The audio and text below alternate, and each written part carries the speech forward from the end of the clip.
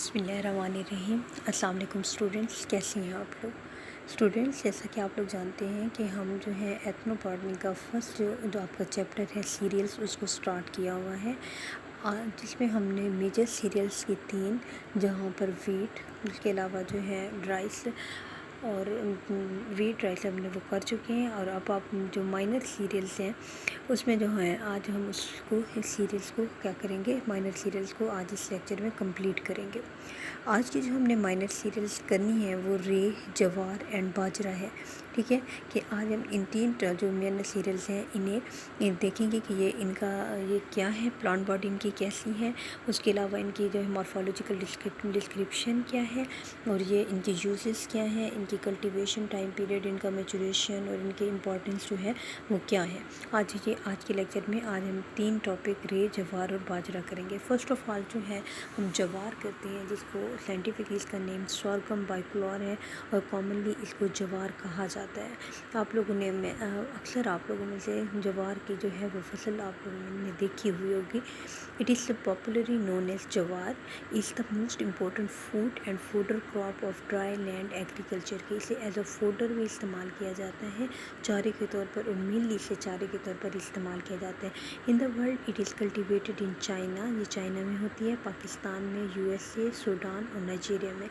इसका जो cultivation season है, किस मतलब सीज़न में ये कल्टीवेट किया जाती है जवार की फसल। इन पाकिस्तान मिलेट भी कहा जाता है। Is mainly a crop of plain and is grown both as a kharif and rabi crop.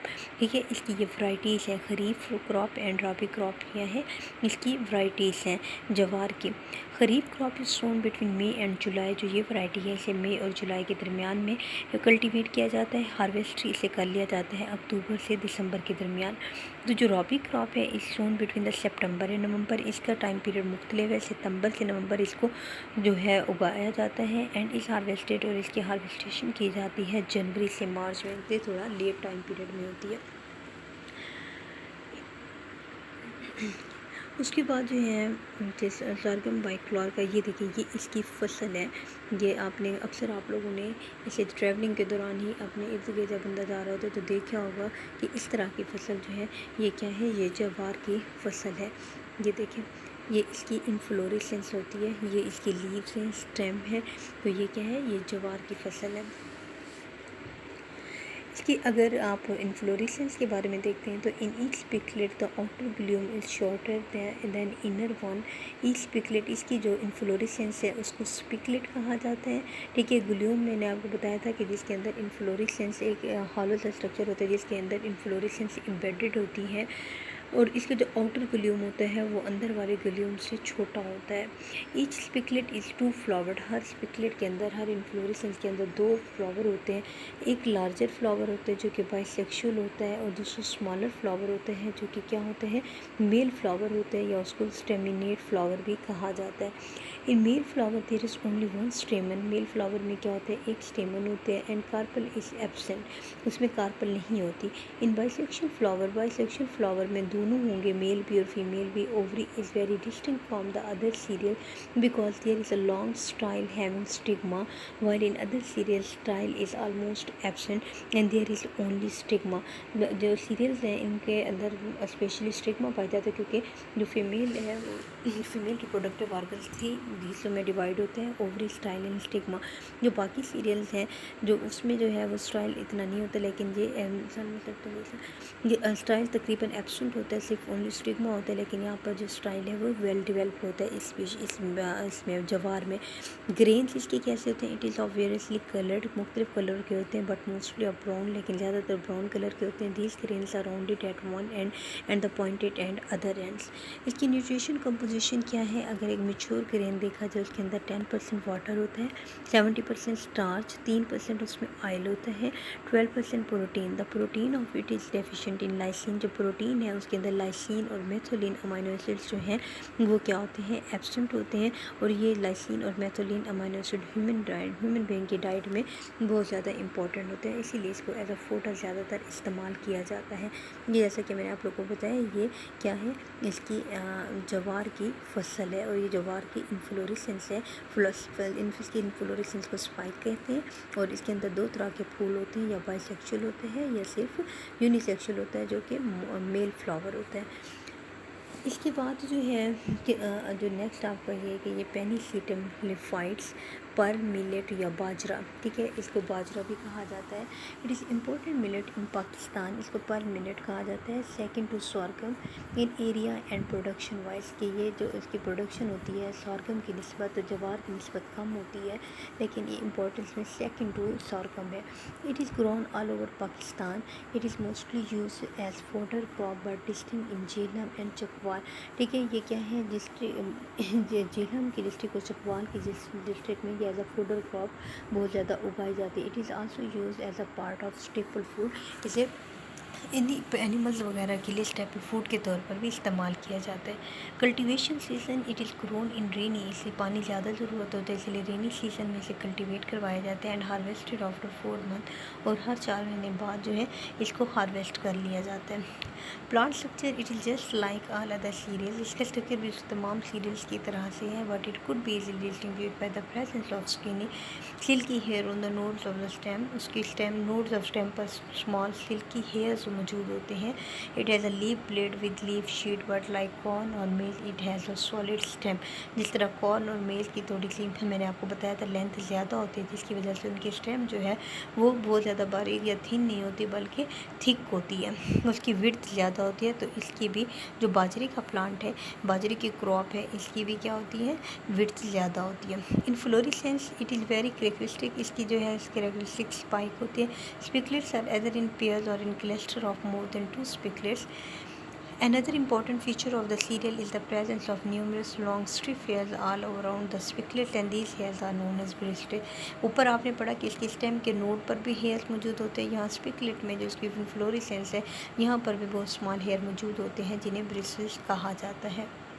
Ecology क्या है, medium and the deep black soil is predominantly suitable for growing sorghum, where as the ये जो है ये सॉर्गम की ecology है। और sorghum का जो हमने पीछे जवार पढ़ा था उसके यूजेस क्या हैं, the grain is eaten by baking it and cooking it in the same way of the rice और grinding it in flour and preparing unleavened bread, the stem and the leaves are used as cattle feed.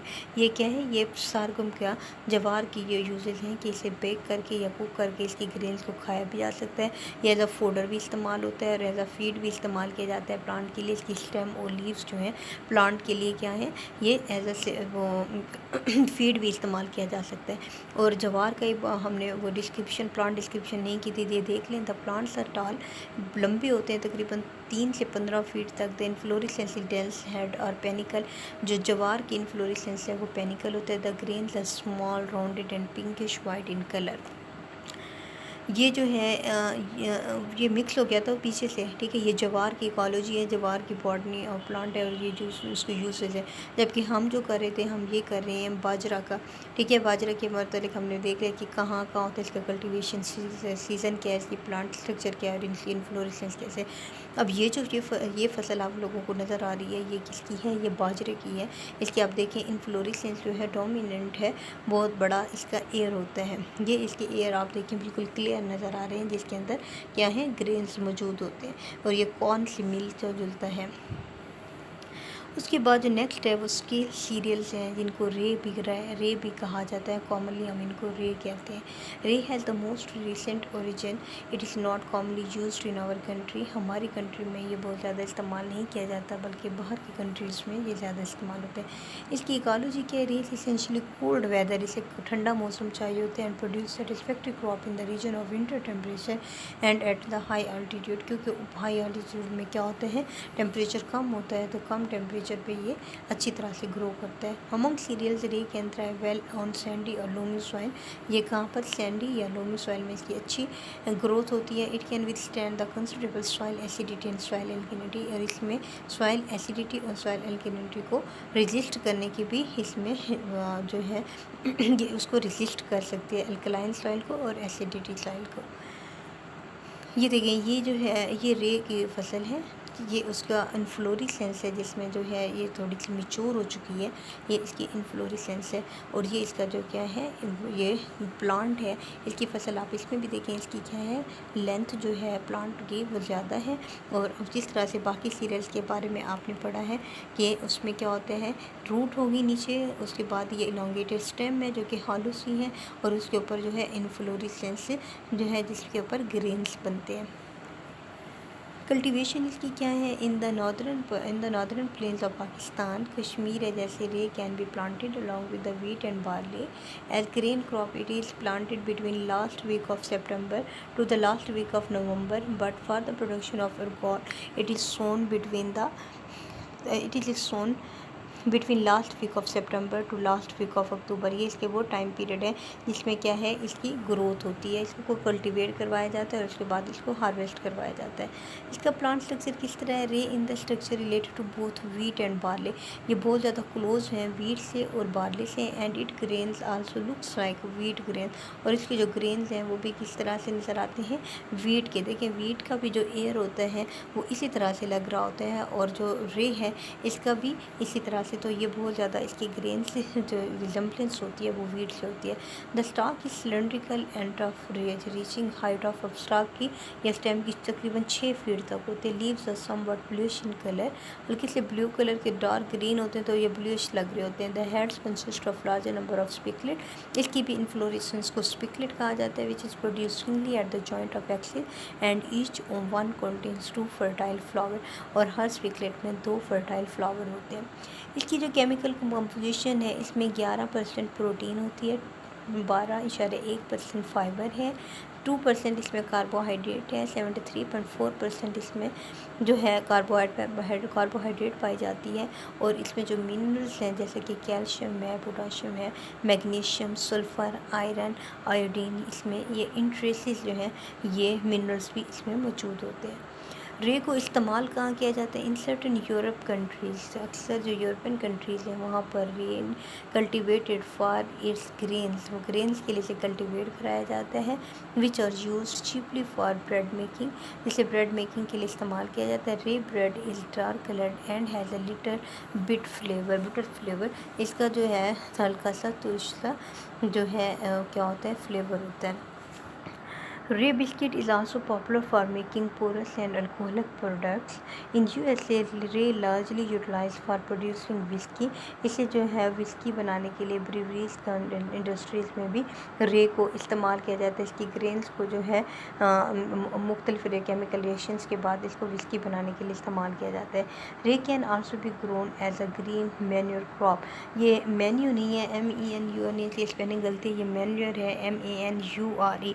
तो green manure crops क्या होती हैं, ये वो crops होती हैं जो कि मुख्तलिफ सॉइल पे ग्रो करवाई जाती हैं ताकि उनकी सॉइल की जो फर्टिलाइजिंग की कैपेसिटी है उसको इंक्रीज़ कराया जाए।